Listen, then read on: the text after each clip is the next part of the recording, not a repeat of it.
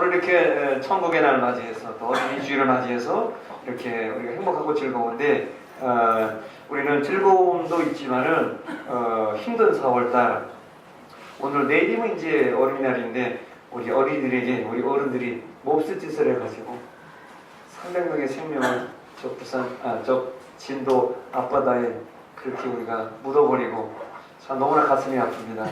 지금도 아직도 찾지 못하는 그런 가족들을 향해서 울고 있을 그 엄마 또 아빠 할머니 할아버지를 생각하면 너무나 가슴이 아픕니다. 빨리 모든 것이 잘 수습이 돼서 유가족들이 빨리 위로받기를 원합니다. 저도 금요일 날인가 부산시청의 1층에 분향소를 갔다 왔습니다. 갔다 와서 그게 도리일 것 같아서 그리고 또 제가 여러분들 앞에서 자신에게 말씀을 전하셨을 것 같아서 저희 집사람과 같이 갔다 왔습니다. 네, 마음이 뻑뻑하고 방명록을 쓰고 그게 쓸 수밖에 없었어요. 다음에는 좋은 모습으로 만납시다. 다른 분들도 그랬었어요. 지켜주지 못해 미안해. 그래서 살아 돌아와라 그런 얘기도 많이 있었어요. 그래서 옆에서 훌쩍거리고 또 눈시울이 젖는 모습을 보면서 같이 그렇게 통탄할 수밖에 없는 그런 슬픔. 마침 거기에 정말 내 딸의 사진이 거기 걸려있다면 환장하고 돌아버릴 것 같더라고요. 누가 우리 어린이 생명 이렇게 만들었을까? 어른들이 그랬잖아요. 움직이지 마시고 가만히 계십시오. 두 번이나 그랬잖아요. 학생들, 선생님들 말 듣고 가만히 있으려다 조금만 기다려. 그러다가 팍 들어가는 거예요.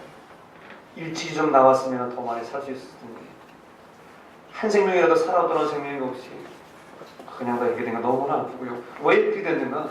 우리 어른들이 우리 먼저 믿은 우리들이 우리 물질 만능주의에 빠져가지고 자기 재산을 불리고 그러면서 이게 물질 만능에 빠져가지고 성공의 집에 빠져가지고 재산을 막 해외로 도피하고 아니 다 두고 갈 건데 그거 뭐 많이 쌓으면 뭐해요?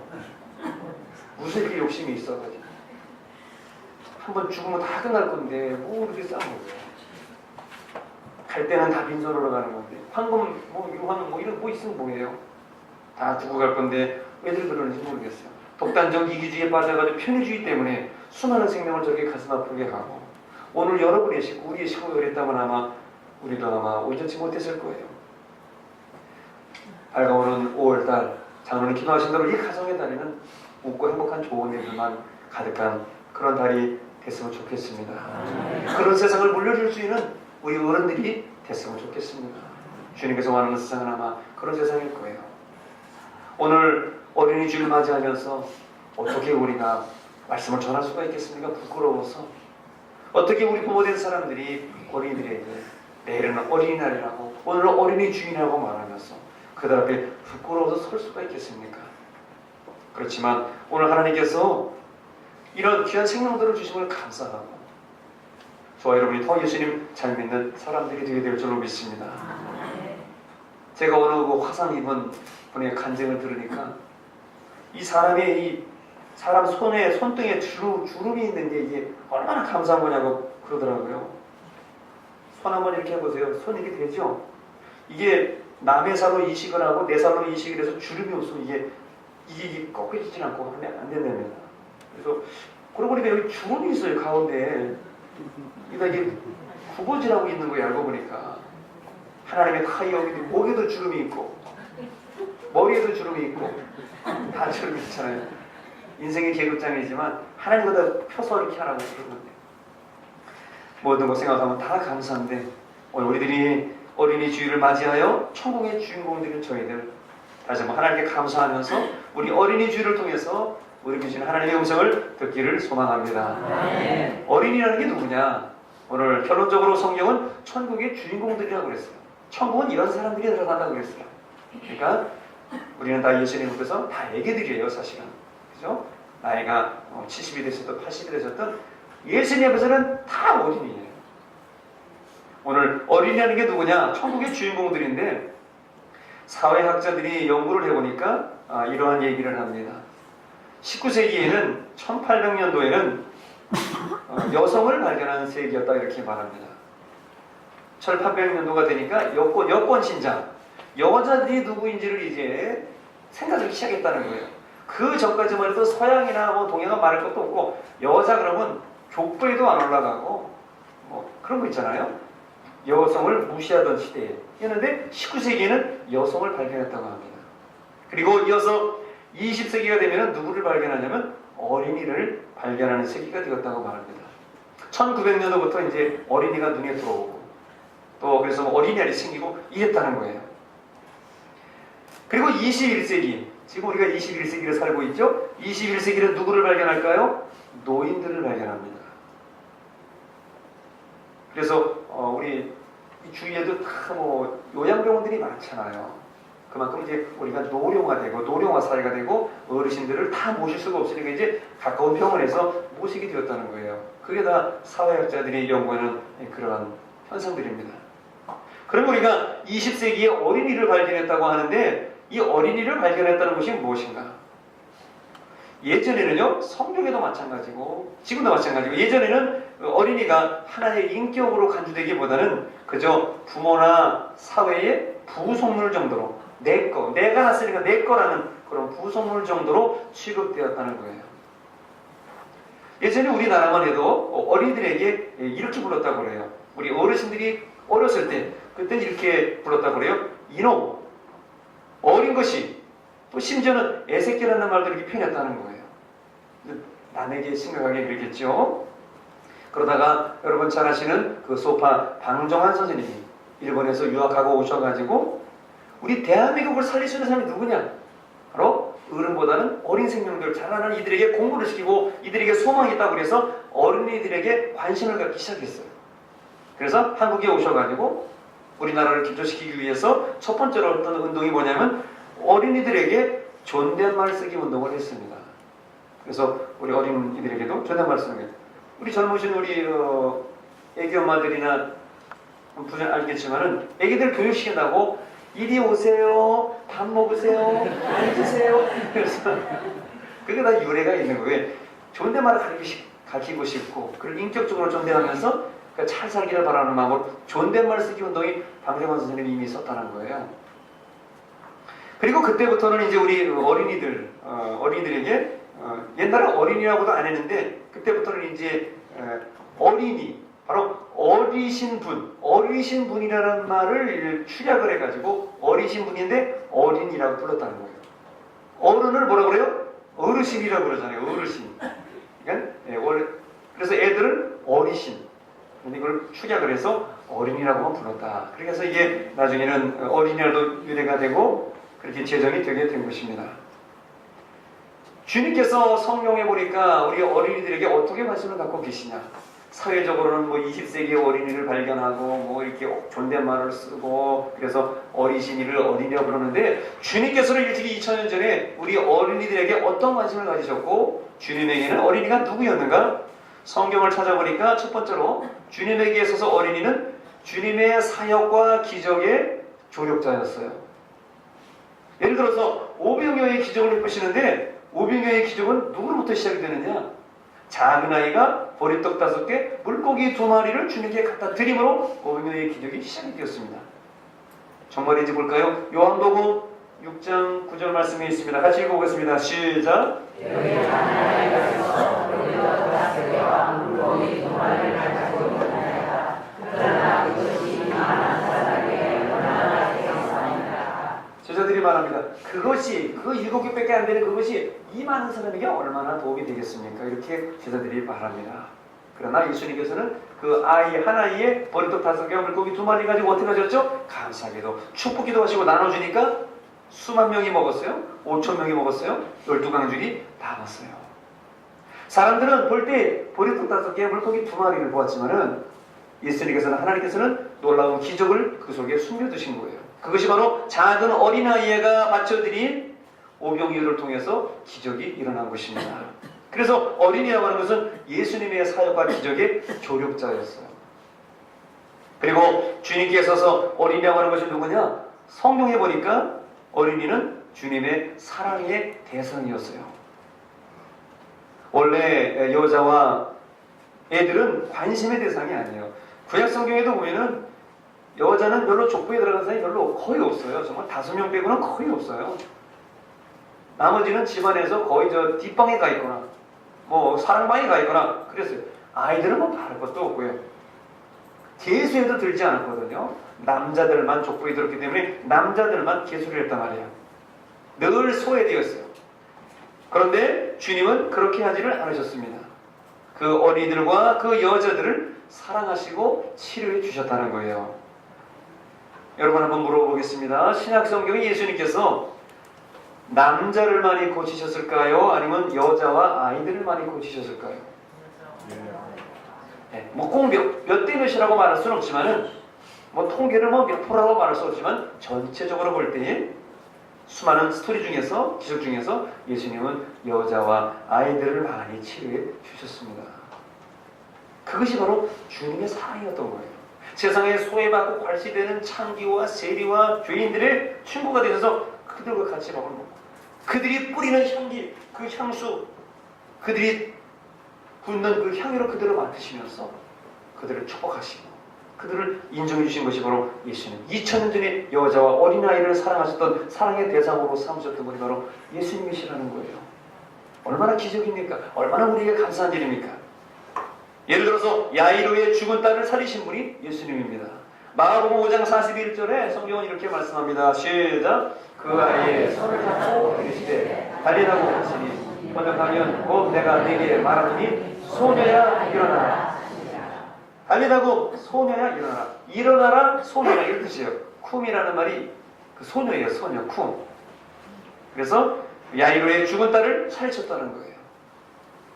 그리고 마가복음 9장 25절에 보면은 귀신 들린 아이를 고치는 장면이 나옵니다. 같이 한번 볼까요? 시작. 예수께서 우리가 달려와 모이는 것을 보시고 그 더러운 귀신을 들려 이르시되 말 못하고 못 듣는 귀신아 내가 네게 명하노니 그 아이에게서 나오고 다시 들어가지 말라 하시네. 그 여자들, 그 아이들, 심지어는 어떤 여자가 예수님의 손에 예수님의 옷자락을 만져서 병이 나왔어요. 그랬더니 예수님께서 그만 둬라. 사랑하는 딸아 그래서 딸이라고 하는 말은 아무데나 붙이는 게 아니거든요. 딸만 아버지의 옷자락을 만질 수 있는 거예요. 그래야 죄가 용서받을 수 있는 거예요. 그런데 주님께서는 그 여인도 인정하시고 귀신 들린 아이도 고쳐주시고 야이로의 죽은 딸을 살려주시고 놀라운 기적을 베푸시는 사랑의 대상으로 주님께서 어린이를 보셨다는 거예요. 그 말씀이 오늘 본문 말씀 19장에 전체적으로 흐르고 있습니다. 자, 이제 오늘 본문 말씀 마태복음 19장을 한번 전체로 보시기 바랍니다. 마태복음 19장은 총 30절에 걸쳐서 구성되어 있습니다. 오늘 본문 말씀 19장에 보면은 크게 세 가지의 부분으로 나뉘어져 있습니다. 첫 번째 초반부는 1절부터 12절입니다. 두 번째는 13절부터 15절입니다. 세 번째는 16절부터 22절, 16절부터 마지막 절까지입니다. 그러면 첫 번째 초반부에 예수님께서 말씀하시는 1절부터 12절에 뭘 말씀하고 계시냐? 1절부터 12절에 보세요. 거기 뭐에 대해서 가르치셨죠? 이혼하지 말라는 거예요. 너희 식구들 중에 음행한 연고의 외에는 이혼하지 말라고 주님께서 말씀해 주셨어요. 즉 누구에게 대한 말씀이에요? 결혼한 장년들에 대해서 말씀하십니다. 장년들에 대해서 이혼하지 말라. 즉 경고하시고 가르치는 말씀이었어요. 두 번째 부분의 중간 부분에 보면은 13절부터 15절 오늘 본문 말씀이죠. 누구에 대한 말씀이에요? 어린이에 대한 말씀이에요. 세 절밖에 안 돼요. 세 절밖에. 그런데 이 어린이들이 누구라고 말씀하십니까? 주님께서 천국의 주인공들이 바로 어린이들이라고 말씀합니다. 그러면서 바로 이 어린이들을 사랑하시고 칭찬하는 말씀을 해주고 있습니다. 이어서 세 번째 부분은 16절부터 22절까지인데요. 거기 누가 나옵니까? 청년이 나오죠. 부자, 재물이 많은 청년이 나와요. 청년이 나옵니다. 청년에 대해서 뭐라고 말씀하십니까? 재물에 대해서 욕심부리지 말라. 한마디로 말해서 재물에 대해서 욕심부리지 말라고 말합니다. 재물이 많은 사람은 천국에 들어갈 수가 없다고 말합니다. 그럼 부자는 천국에 못 들어갑니까? 물어보니까 예수님께서 하나님은 할 수 없으되 사람은 할 수 없으되 하나님은 다 하실 수 있느니라고 주님께서 대답해 주셨어요. 그래서 후반부에도 청년들에 대해서도 재물에 대해서 경고하며 가르치고 계십니다. 그런데 오늘 13절부터 15절에는 어린이들에 대해서 사랑하시고 칭찬하시는 걸 볼 수가 있습니다. 이것이 바로 예수님께서 보시는 예수님에게 있어서의 어린이들의 모습이라고 하는 것입니다. 그러면 주님께서 또 어린이에 대해서 어떻게 생각하셨는가? 성경은 말씀합니다. 바로 천국을 가르쳐 주시고 이 세상의 징조를 가르치시는 바로 가르침의 예시, 가르침의 샘플로서 어린이가 등장하고 있습니다.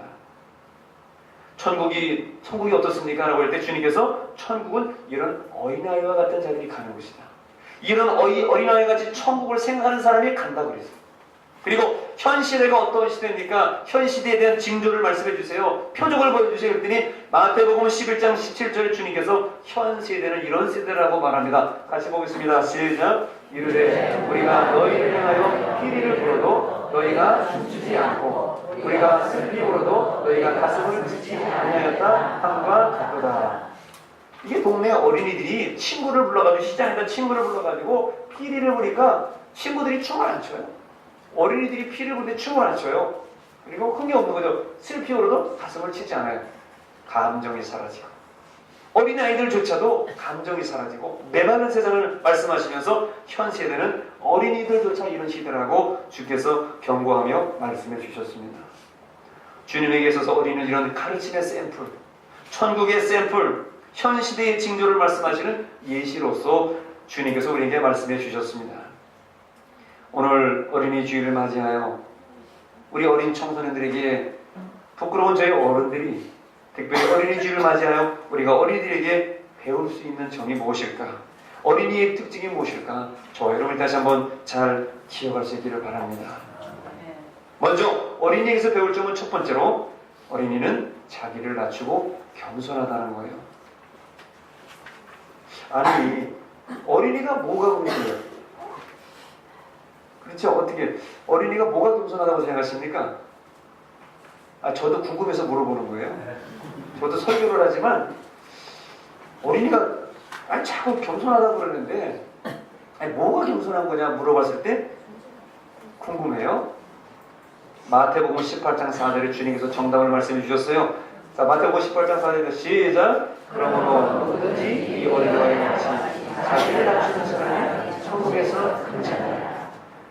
어린이들이 왜 겸손하냐? 예수님이 겸손하다고 정의를 내려주시기 때문에 겸손한 거예요. 목사님이 얘기하는 게 아니에요. 제가 얘기하는 게 아니에요.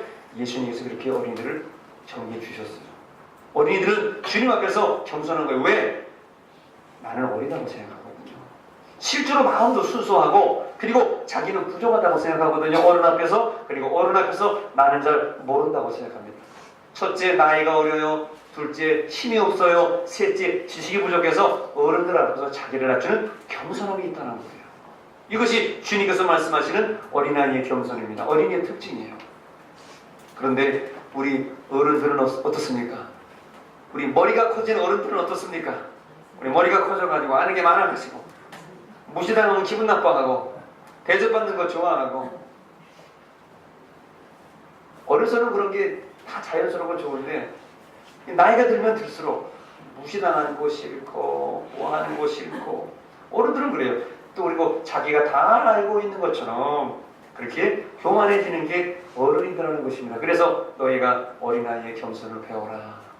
어린아이처럼 낮아지라. 그래서 어린이를 샘플로 제시하신 거예요.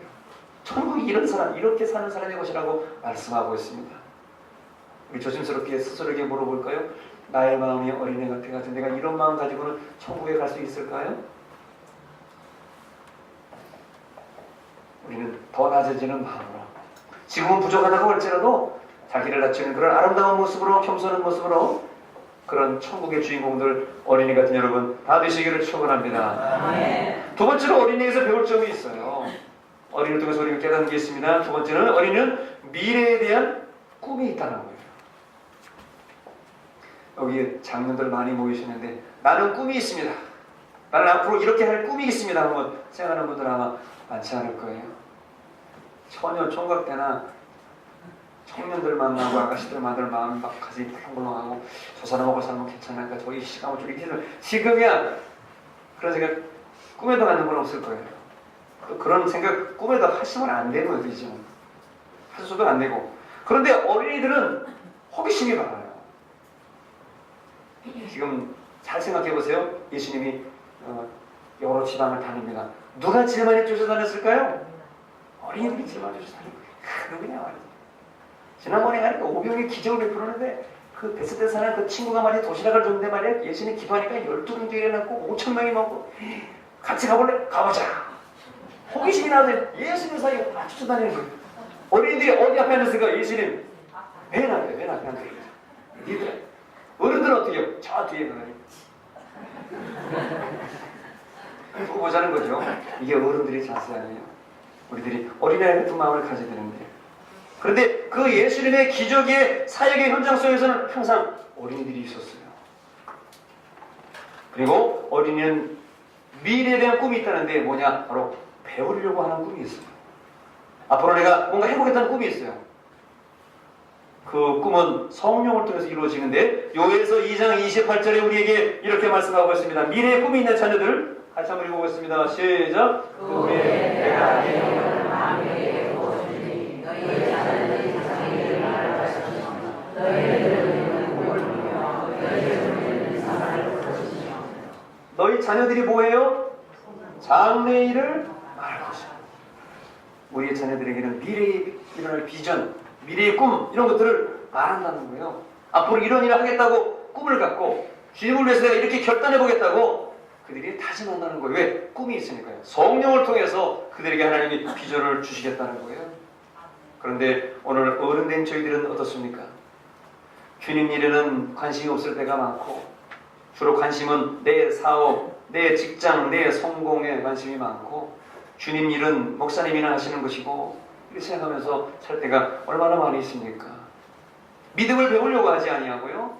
신앙을 배우려고 하지 아니하고 자기 생각대로 판단하면서 살아갈 때도 우리는 사실 많이 있습니다. 내 뜻을 이루려고 할 때도 많이 있습니다. 저나 여러분이나 내 뜻을 이루는 게 아니라 하나님의 뜻을 이루고 주님의 마음을 이룰 수 있는 그런 아름다운 마음이 저와 여러분들에게 가득해야 될 줄로 믿습니다.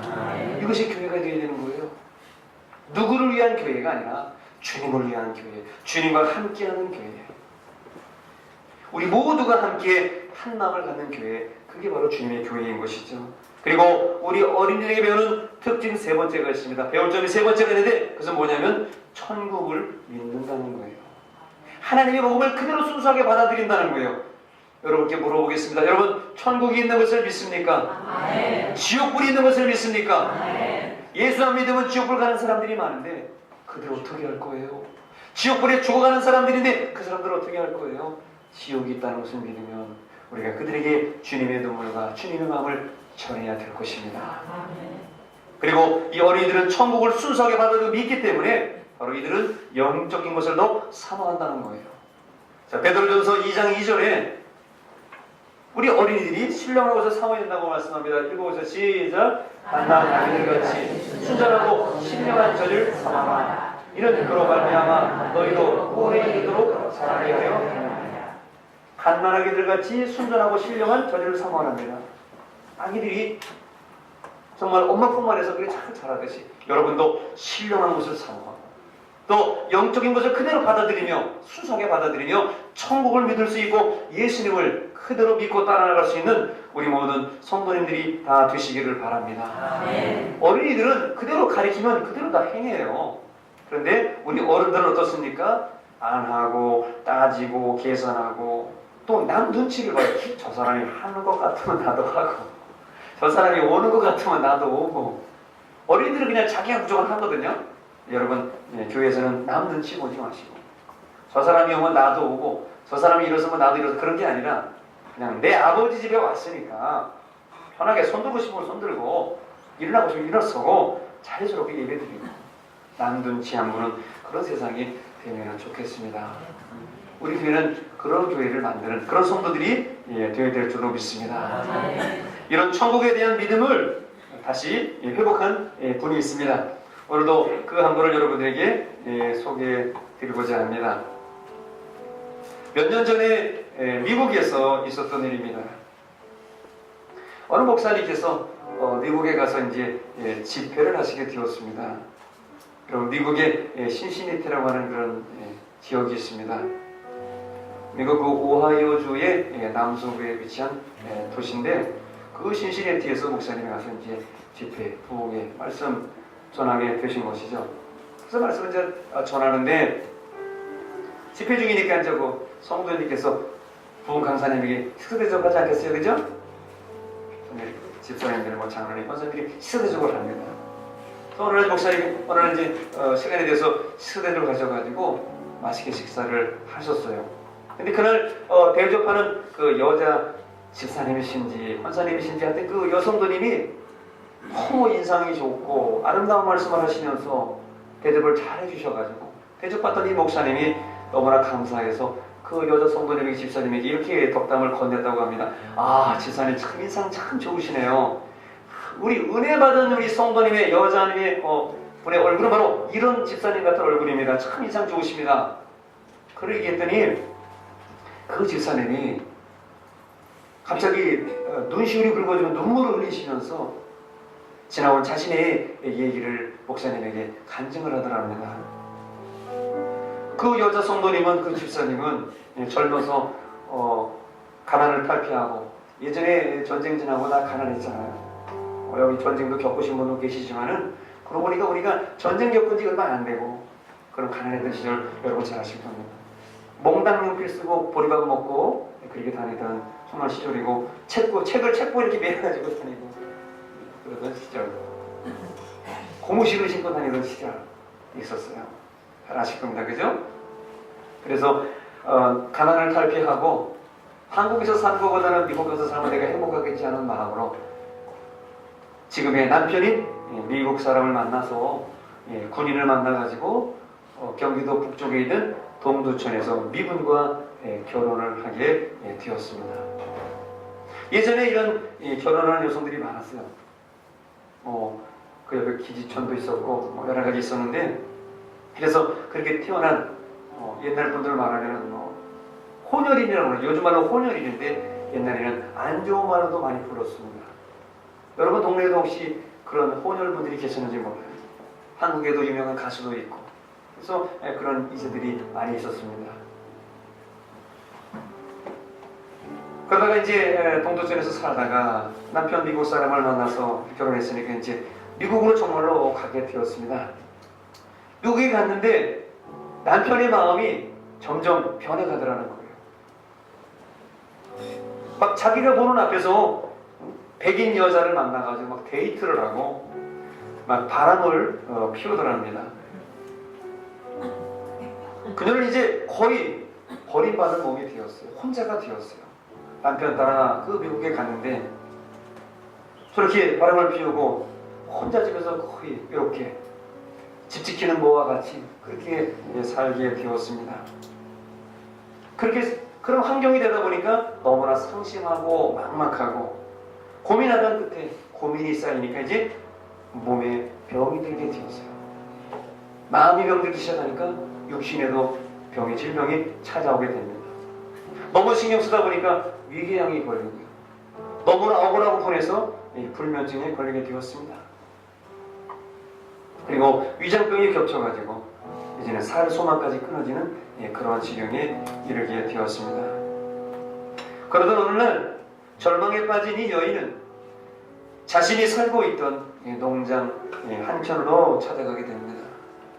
말을 키우고 있던 외양간으로 들어가게 되었습니다.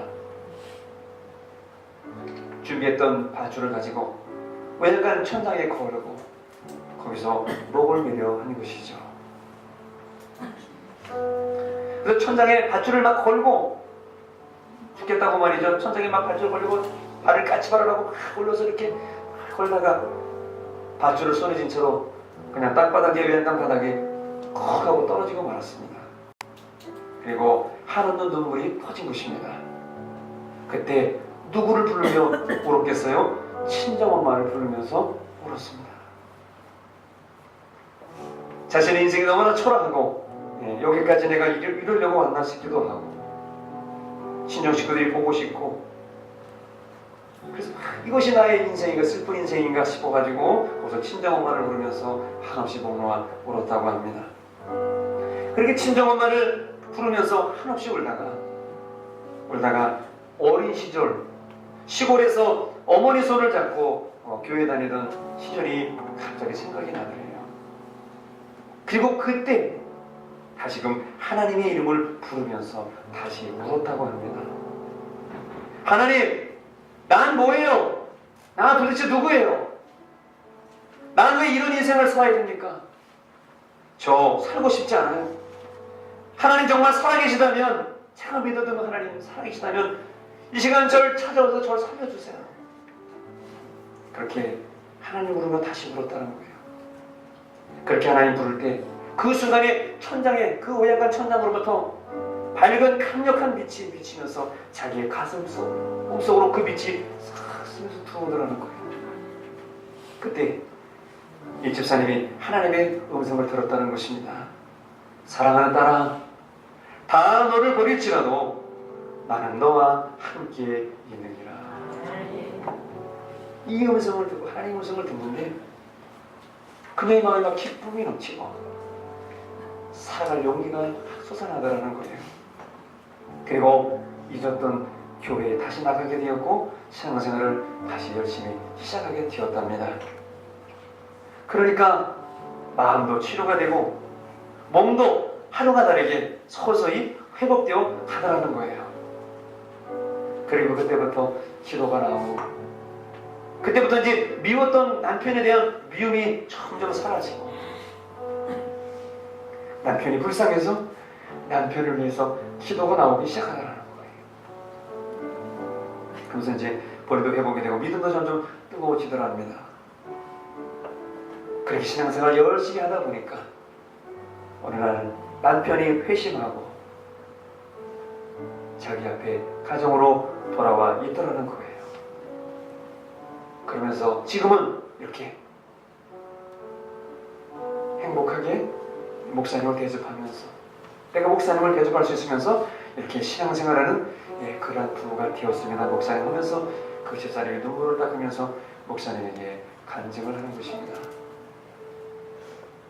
그렇습니다. 하나님은 우리를 한순간도 잊지 않으십니다. 남편에게 상처받았든 아내에게 상처받았든 세상에서 직장에서 상처받았든 자식에게 상처받았든 부모에게 상처받았든 하나님 우리의 모든 삶 속에서도 우리를 지켜보고 계십니다. 그리고 우리가 어려서 교회에 다닌 것도 건성건성 다닌 것 같지만 하나님은 그 이름을 생명중에 기억하시고 다 기억하고 계십니다. 어려서 믿은 것도 여러분이 기도하는 것도 천국에 가면 내가 어려서는 이렇게 기도했지, 내가 이런 인생을 살았지, 네가 괴로울 때에 이런 기도를 했지. 하나님이 그 모든 것을 우리에게 영화처럼 자서전처럼 다 보여주실 것 같아요. 여러분 천국을 믿습니까? 살아계신 하나님을 믿습니까? 어린이처럼 믿으시기 바랍니다. 형식을 버리고 재물에 대한 염려를 버리고 인생의 삶의 모든 짐을 벗어버리고 순수한 마음으로 믿으시기 바랍니다. 때로 교회에 오면 자리가 불편하고 어려운 것도 압니다. 그래도 여러분 편하세요. 찬송도 부르시고 내 아버지 집에 내가 와서 일어나든지 앉든지 손을 들든지 소리를 지르든지 내 아버지 집에 와서 아버지께 부르짖는데 누가 뭐라겠어요. 자유스러운 편안한 마음으로 순수한 마음으로 주님께 예배드리시는 천국의 주인공들이 다 되시기를 바랍니다. 하나님 여러분 기억하십니다. 이런 천국의 주인공으로 사는 여러분 다 되시기를 간절히 소망하면서 우리 함께 빛이 없어도 환하게 다가오시는 우리 이 교회에서 당신이여 우리 오른손 가슴에 올리시고 함께 찬양합니다.